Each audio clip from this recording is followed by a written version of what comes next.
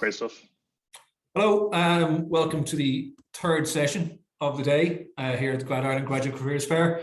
This is a very interesting one as well. We have Ciaran Murphy, who's the Graduate Jobs Manager with EM Ireland, that's the European Movement Ireland, to talk to you about EU jobs and traineeships. This is a massive area, hugely interesting, very broad, and there's a lot of material to cover. So I'm going to hand over to the expert here. Ciaran, take it away, and we'll come back with some questions in about 20 minutes time. Thanks a lot. Perfect. Thanks, Rory, and good afternoon, everybody. As Rory said, my name is Ciaran Murray. I'm the Grad Jobs Manager from European Movement Ireland. So today I'm just going to talk to you about EU jobs and traineeships and the kind of possibilities of traineeships and kind of a future career within the EU. And then towards the end, as Rory said, I'm happy to answer any questions. This is a little bit about myself. I graduated from UCD, did Bachelor of Commerce and German. I then studied, I worked then in banking and finance for over 5 years. And I went to work in the European Parliament, and presently I've been working for EM Ireland for over the past 4 years. So just a little bit about, I suppose, EM Ireland and who we are. So since 1954, we were founded in 1954, and we were working to strengthen the connection between Irish sector society and Europe. So we're the longest established NGO or organisation that's based on EU affairs in Ireland. We do a lot of engagement with young people, and we host a lot of events and a lot of online platforms as well to engage Irish societies on different EU affairs around the EU. As well as that, we have our dedicated EMI player, which we have podcasts. All our online events are available on the EMI player. As well as that, our EU jobs program, which I'll go now into a little bit more detail in a few minutes. As well as that, on our organization, we are a membership-based organization. So we do offer student membership for €10. So you always become a member of EMI to receive exclusive invitations, advice on EU jobs and podcasts as well. So you can visit our website there at europeanmovement.ie. So then to go on now to the Grad Jobs in Europe campaign. So the main kind of pillar that we kind of work off is to provide Irish students and graduates who are looking to, I suppose, navigate the EU job sphere and to help them to apply to different positions and to give them that kind of first-hand advice. So we do this kind of in two different ways. So every week, every Thursday, we offer a weekly jobs list, a traineeship list. This is kind of a one of a kind around Europe. It's the only list where it becomes a one-stop shop that you get to your inbox that has all the institutions and agencies and other positions across kind of Brussels and other European capitals as well. So I'd really encourage you to go onto our website to join up to this subscription list and to get this email every Thursday. As well as that, for the past over 10 years, we have developed what's called the Green Book, an Irish trainee's guide to living and working in Brussels and other European capitals. So we're over 10 years in existence with the Green Book. It's over 200 pages long. It's a really A to Z guide of how you navigate the system of applying for traineeships or permanent positions. So the Green Book really goes through all the different deadlines and application processes for the traineeships, as well as that it goes through the information of permanent positions. And on top of that, then it goes more practical information of living in Brussels or Strasbourg, kind of like looking for different accommodation or setting yourself up with kind of various kind of bank accounts as well. So as well as our EU jobs program, we work hand in hand with the Department of Foreign Affairs and the permanent representation of Ireland to the EU. So this all led under the Minister of State for European Affairs, Thomas Byrne. Just there back in May, A Career for EU was Ireland's new strategy to increase Ireland's representation in the European Union's institutions and agencies. So this strategy was, and we at European Movement Ireland were delighted to host this online launch with the Department of Foreign Affairs to really put forward, I suppose, Ireland's next phase in encouraging young graduates and students and professionals to pursue a career in the EU. So within the strategy, it's all outlined at dfa.ie/EU jobs. The main kind of crux of the strategy is to really, I suppose, to react to that that Ireland is really significantly underrepresented now at mid-management levels, and we need to kind of increase this level of getting more Irish graduates involved. As well as that, the Department of Foreign Affairs provide information and training courses to Irish people who apply for permanent positions in the EU institutions. So they provide workshops and provide sample tests for this process. So I know colleagues today have their virtual stand the Department of Foreign Affairs and the European Commission. So if you do have time, please do drop by and acquire more information on EU jobs after this presentation. So is it a good time to apply? So there's been a demographic cliff, as I was saying there, that more and more Irish officials are retiring from the institutions over the past 5 to 10 years. And we need to replenish that. Therefore, we need you now to really look at this and apply for these positions across the EU institutions and agencies. So after Brexit now, Ireland is the largest English-speaking member state. However, foreign languages do remain a challenge. So I'll kind of talk a bit more about foreign languages as we go through the seminar here this afternoon. So just a little bit brief about the Irish success in Brussels and elsewhere. So in the European Commission, there's been 8 Secretary Generals. So this is the highest level civil servant in the European Commission.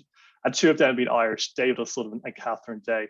So it's quite a really good return for Ireland in terms of the 8 Secretary Generals. And we kind of have the top table, I suppose, have Irish footprint there, making these key decisions. And currently we've got Irish people held in high positions, the European Ombudsman, Emily O'Reilly, and the European Medicines Agency, Emer Cook, again, across all different agencies and institutions. So hopefully a few on the seminar today will be able to replicate the success of these Irish people here across the institutions in years to come. So next I'm going to kind of talk about is kind of 3 key areas, the opportunities that are available. So first I'll talk about traineeships, then I'll move on to permanent positions and then temporary positions. So with traineeships, traineeships are a really good way to really start your career in the EU. It provides you kind of with a really good sound basis of what the institutions or agencies do. It kind of gives you a real feel of how the institutions and the European Union works. So first up, I'm going to briefly talk about is the European Commission. So the European Commission provide a blue book traineeship, and these are available in all Director Generals and the services of the Commission. So there's 2 application periods every year. So you apply in August and every January. So the next application period will be January 2022.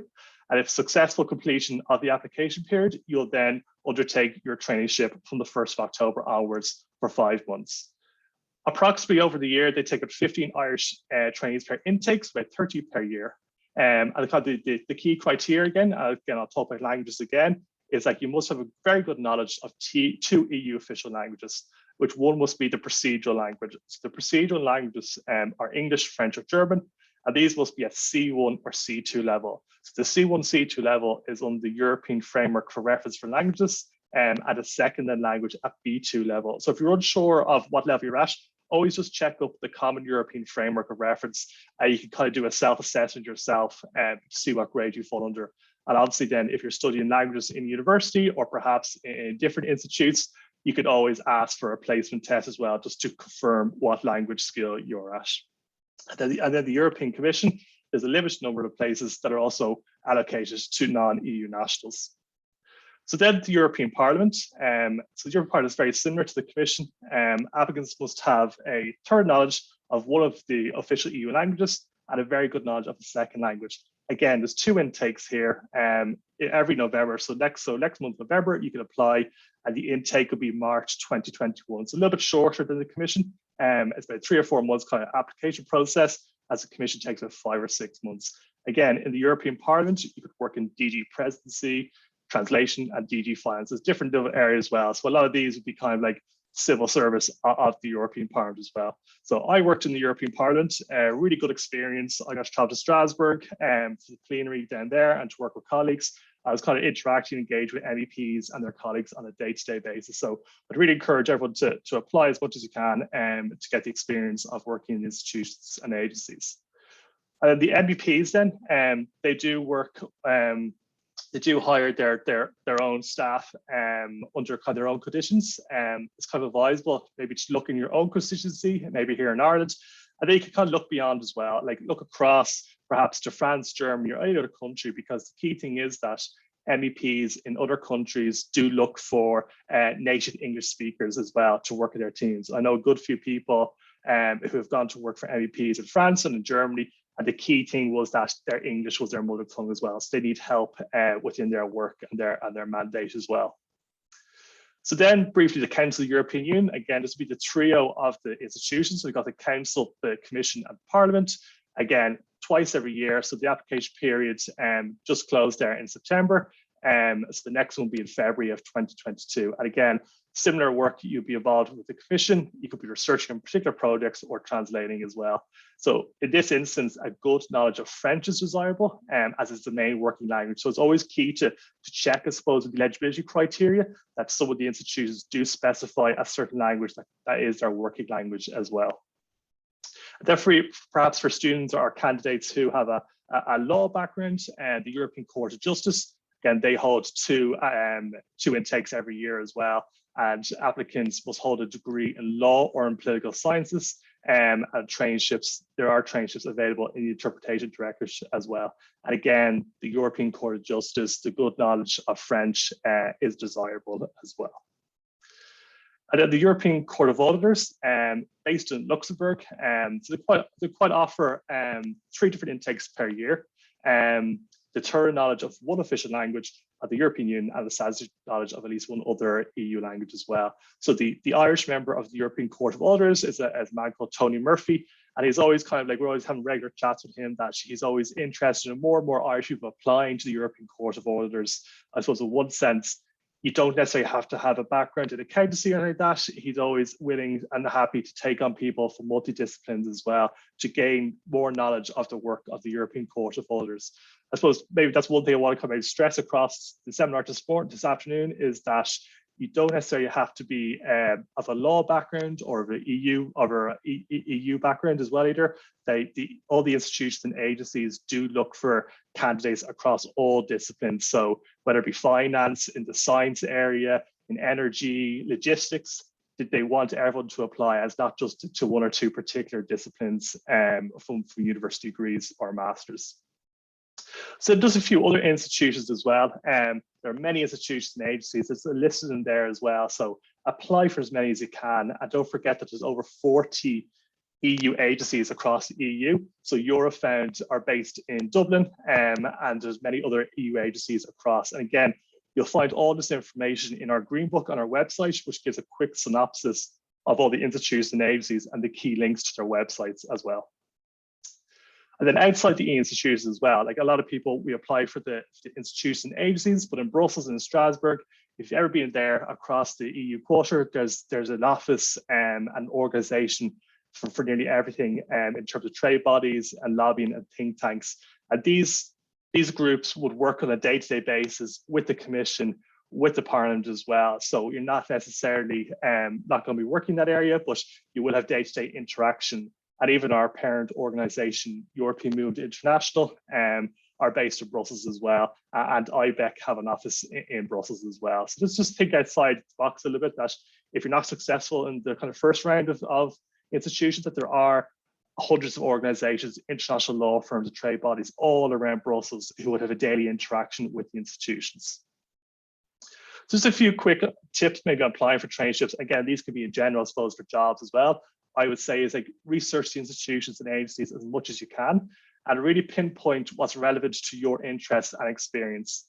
Apply for multiple traineeships and don't just limit yourself to the most popular traineeships. Really important to tailor your application, outline your skills, and remember to reinforce that English is your mother tongue and to reference then additional language that you have. Again, don't rush applications. Remember, you have to stand out from other applications. And then lastly, I'd say is just to proofread your application. If possible, just to get someone else, just to read it over. Just remember, like there's going to be thousands of people applying for these positions. Just really put your best foot forward and just eliminate any potential errors that could be on your application. And then there's obviously opportunities with the Irish language as well.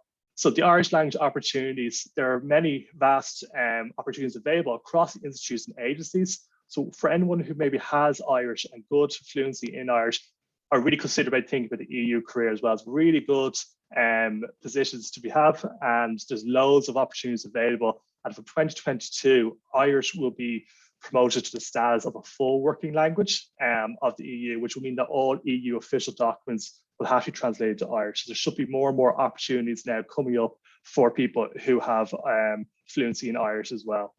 And the different kind of positions that are available would be in translation, lawyer linguists, and language assistants as well. And as European Movement Ireland, we are trying to obviously promote and advocate more and more people with the Irish language opportunities. We have a podcast from people who have worked in the European institutions, their own experience of the application procedure and how they've gotten on with the jobs at hand in Brussels, Strasbourg, and Luxembourg. So again, you can visit our website to have a look at have a listen back to Just the Chats podcast, just to get a better insight, I suppose, from people on the ground in Brussels who are working with the Irish language as well. And again, if you have any questions or queries with the Irish language opportunities, please feel free to email us. I have the email at the end of the seminar here, but please do contact us and we can definitely give you more information and point you in the right direction.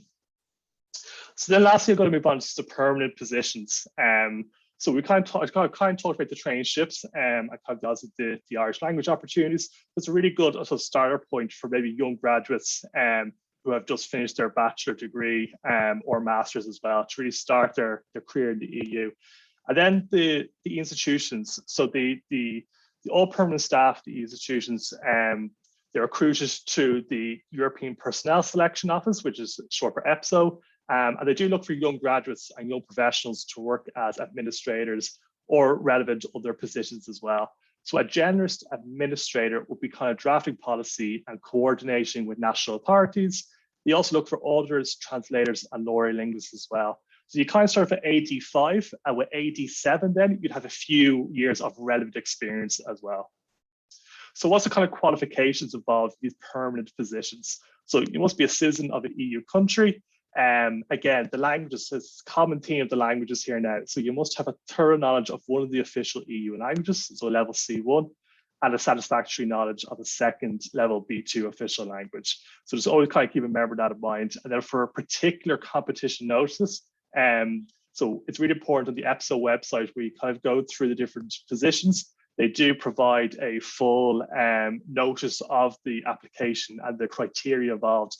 Some of them could specify, let's say, for example, they require Irish, and they will specify the exact language they're looking for that position. So it's always really important before you start your application is to have a read through that notice just to see what details that you're looking for and are you eligible to apply for this position.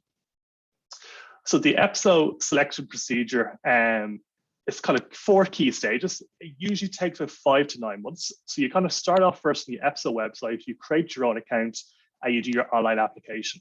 So once your online application has been validated, you'll then be asked at stage 1 to do computer-based tests. And these will kind of look at numerical reasoning and abstract reasoning as well. And then stage 2 will be an e-tray exercise held in your language 2. And then stage 3 will be a fuller half-day assessment center in Brussels. And this will kind of be going through group exercises, structured interview, and group interviews as well. And then stage 4 will be successful candidates will be placed on a reserve list, which will be valid for a year. So again, these kind of 4 stages can change a little bit depending on the notice. So again, read through the notes again of the competition. As I just said there, they will test you in your 2 languages. So normally stage 1 will be your language 1, and then everything else will be your language 2 as well. So you'll have to identify on the application language 1 and language 2. And then they'll be able to then provide you the different stages in those languages. And then briefly then just temporary positions. So there are temporary positions available within the EU institutions and agencies. These will be listed on the EPSO website as well. And you kind of just upload your CV and relevant documents. And as positions do come up then, you'll be contacted then as that these positions are live. As some temporary contracts could run for a few months or up to a few years as well, depending on the needs of the agency and the institutions. And then just some brief EU institutions conditions. So for a monthly AD5 starter level, you get 4,500 per month based on 40-hour week. It's really good job mobility. You're working in an international environment, and the institutions and agencies provide training for languages. And before you get your first promotion, you must prove skills in a third EU language. So again, the common theme of having languages is really important. So just some useful websites there. So our own Grad Jobs in Europe, europeanmovingIreland.ie, and our Twitter handle, and the Department of Foreign Affairs EU Jobs website, which has Minister Byrne's new EU strategy as well. They have a dedicated email address as well for people to contact them for more information. And then lastly is the EU careers, the EPSO website for the more perm positions. So I know I've kind of done a quick whirlwind of EU careers, and I'm happy to answer any of your questions that you may have now. Thanks so much, Ciaran. There's a lot of ground covered there, and it's, there's so much information there, and it's such a specific area, and while it may seem bureaucratic from the outside, once you actually break it down to the steps, it's far more digestible, I think, for anyone who's here on the session today. We have some questions here, and some of these questions have been probably covered in the content, and again, this content will be, this presentation will be available on the platform for the next 7 days, and after that we will be uploading it to our channels. So we will have this expertise for people to dip in and out of again. And I'll just start at the top here. In terms of the second language, some jobs have kind of a knockout question. Is this, in EU terms, a knockout question? You really do need the second language. Absolutely, yeah. Like they really do. Like I suppose in all the applications, they specify to what level. It could be B2 or C1, but kind of like when you're, I suppose, perhaps like in the EPSO competition there, where you're maybe in a group exercise with other candidates, that's kind of where it really shows up. I suppose, like I know a lot of our counterparts in Europe could have five or six different languages. As I know in Ireland, we maybe have one or two, and we think we're great in that sense, but it will come up that you require the good proficiency in the second language. Okay. And again, this is something I know I did see in your presentation, and it's something that is a few questions related to this. In terms of these positions, obviously the European Union, most of the positions are open to citizens of the European Union, but you did mention that there were some positions open to non-EU nationals. A bit of insight into that, and what sort of number, percentages? Yeah, exactly. So the Commission, the Parliament, and obviously all the other institutions and agencies, they do offer, I don't have the exact numbers on hand here, but they do offer positions to non-EU nationals as well, and different delegations who, so the EU would have different missions across the world as well, and they would advise people to apply to them as well. I think you have, like, I know, South America as well, or in East Asia as well. So there are opportunities available for non-EU nationals as well. So I'd say that was, each institution agency would have different percentages in that sense. But I definitely look up and have a look at the websites of the Commission, the Parliament, the Council, the Court of Justice as well, just to see kind of what their criteria is for that. Yeah, and as you said, English, French, and German, that's a must for those. Yeah, exactly. Yeah, again, and some of them are kind of like changing it a little bit. And so again, I know the Commission would have that as a procedural languages, and so it's always just advisable just to check up on the website on the eligibility criteria as well. I suppose one thing that I forgot to say was that once you do undertake a traineeship within one of the institutions or the agencies, you can't apply for another one then. Again, so that's kind of to help you as well, because the aim would be after one traineeship that you would have the good skills to maybe go on and have a permanent position maybe elsewhere as well. So that's kind of to protect the trainee as well, that they don't go to a cycle of trainees and traineeships in that sense. Okay, yeah. Again, there's more questions about languages. Someone here asking about, our positions are based mostly in Brussels or Strasbourg, I assume, but throughout Europe, the world, there are more international positions as the EU begins to extend its global footprint, particularly in foreign policy terms. But yeah, it's mostly Brussels, Strasbourg. Brussels, Strasbourg, Luxembourg, and then obviously, as I said, there's over 42 EU agencies as well. They're all over the world, all over Europe. So in Ireland, we've got Eurofound. In France, they have 3 or 4 different ones. So there's definitely, there's like Spain as well. You'd be able to apply to different capitals and different areas across. There are EU offices in every EU capital, obviously. So, exactly, and not just the capital. They're like secondary and third cities as well. Sure. Yeah. Sorry, we were talking about languages there. We ran a poll during the session to see, and this is do you have fluency or competency in a second language? So 57% say yes. Is that good? Is that improvement from what it might have been a few years back? Yeah, no, absolutely. I think there's more and more, like, with the use of languages, and obviously going through schools as well, that languages are becoming in the curriculum as well of the junior league. So it's really important. And when people go to college as well, I know definitely in my time at UCD, those languages were being available as extra modules as well. So I think there's an awareness now out there that we, as Ireland as an island, is becoming a more kind of like we have to become more international, and for people to go abroad as well, they have to have these skills of additional languages as well. I suppose that in turn will help people with their job applications as well, when they kind of if you want to move to Berlin or to Paris, that having that language or having that willing to learn the language does really set you up high level on the job application as well. I think as well, like the apps like Duolingo, stuff like that, where you're on the train or a bus for going to work, you can easily just upskill that and really work on those language skills as well. Because it'll make the international experience so much more rewarding as well, even on a personal level. Absolutely. And some more questions here. People saying, is there any what particular time of year is the best time to apply? Obviously, that's dictated by closing dates. So again, they're all kind of scattered around the year. I said the Commission of Parliament, the two biggest ones, and they're again twice a year. So the Parliament is happening in November and Commission again in January. But again, in our Green Book, we outline every single date and deadline. So I'd really advise you to have a look at that just to give a good sound basis of when to apply. And the other thing as well is that I maybe didn't say in the presentation was that for people to apply, you just must have completed a 3-year bachelor's degree as a minimum requirement for the majority of these positions. And that your results have been ratified or certified by your institution as well. I know some people who might have applied before, they're still waiting for the results because they do require your transcript as well. So maybe just keep that in mind as well before you apply. Okay. And again, more here about languages. Irish is a good language to have? Is Irish recognised as officially EU language? Yes, it is. All EU businesses translate into Irish. Exactly. So it's as official language as German, English, or French. So Irish will become get the full EU status now in 2022.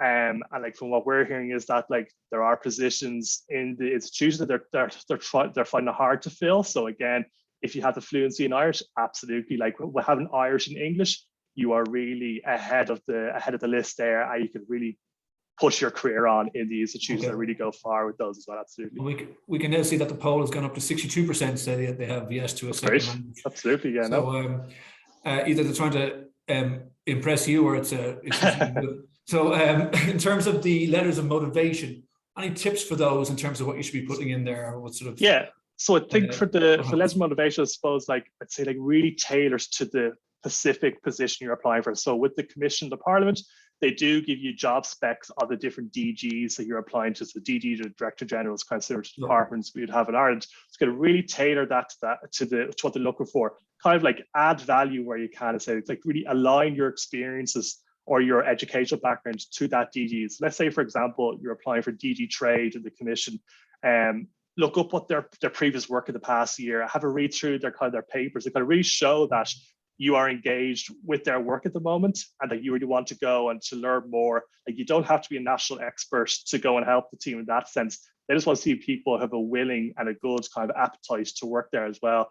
I'd say just really I know it's maybe it's a bit stupid saying, but I'd say that put on the motivation letter that if English is your mother language, just put that down, because they're sifting through thousands of applications, and when they kind of see someone in mother tongue English language, that kind of goes up to the top of the pile as well. So it's kind of just to differentiate yourself from the other. Use the strengths that you have. And I suppose on that, there's no benefit for Irish students as a result of Brexit in terms of them needing more.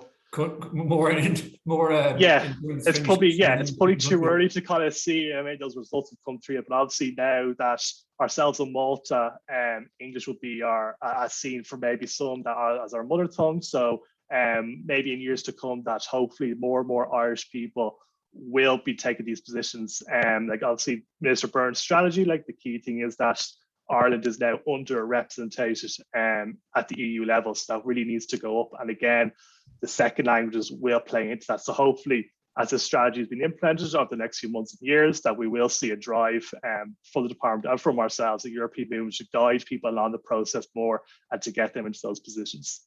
Okay, and I suppose just if you do the traineeship, you do, and it goes well, but you decide maybe that's not for you and you want to pursue a different career path. In terms of some of the transferable skills that a career in the EU working in the EU for 6 months can absolutely provide. I think having that on your CV will set you up as well. Absolutely, on the CV, you're really working in an international environment. When I worked in the Parliament, I worked with about 15 different nationalities across the EU who have different language skills. I've got German as well, but they were kind of use my English skills a little bit more as well. Like it's really international environments, and like the EU is one of the biggest blocks in the world. Over 450 million citizens are represented in the EU. So again, the skills that you will get there, whether it be research, proofing, just even having meetings with MEPs or different officials, it will really like set you up for your career. Absolutely. Okay. And the last question, in terms of the pandemic and its impact on intakes now, is that pretty much back to normal now?